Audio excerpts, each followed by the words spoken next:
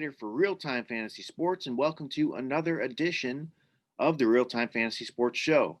On today's show, I'm going to give you 5 hot plays for Week 12 of the fantasy football season.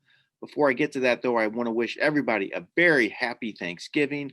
I'm taping today on Thursday, Thanksgiving, so I want to wish everybody a great day today. I know it's going to be a little different this year. Hopefully, we can all make the most of it, though. Still enjoy the football games being played today and a lot of good food. I know I am. So again, happy Thanksgiving, and I hope everybody has a great day. So let's get to these hot plays now, though. My first hot play is Giants running back Wayne Gallman. So if you can believe this, Gallman is 5th overall in running back scoring his last 3 games. He has played very well as a starter for the Giants. He has scores 4 straight games and at least 13 fantasy points all 4 of those games. He won't have monster games in this offense, but he'll be very consistent. He gets the goal line work too, and he plays the Bengals this week. They're a team that's 29th against the run. They allow 136.2 rushing yards per game. So I think Gallman keeps it going and is a solid play for fantasy teams. My next hot play is Vikings quarterback Kirk Cousins. Cousins is finally starting to pick it up lately. He has multiple touchdowns, 3 straight games, 3 touchdown games, 2 of those games. He had his second 300-yard game of the season last week. He plays the Panthers this week in Week 12. They're middle of the pack against the pass, allow 245.5 passing yards per game. You'll want to watch Adam Thielen here. He is on the COVID list right now, but it looks like he has a decent chance to play. As long as that happens, I think Cousins is a great play once again in Week 12. My next hot play is Bucs receiver Antonio Brown. So Brown's really come on of late. He's emerged as a top target in this passing game. Tom Brady looks his way often. He led the team with 8 catches last week. He also had 57 yards. He has 15 receptions his last 2 games.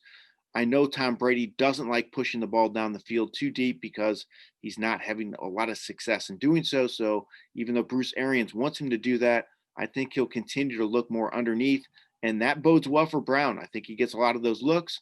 He plays the Chiefs this week. Should be a high-scoring game. The Bucs might have to be playing from behind, throwing often. So I think Brown's a solid play in this matchup. My next hot play is Eagles tight end Dallas Goedert.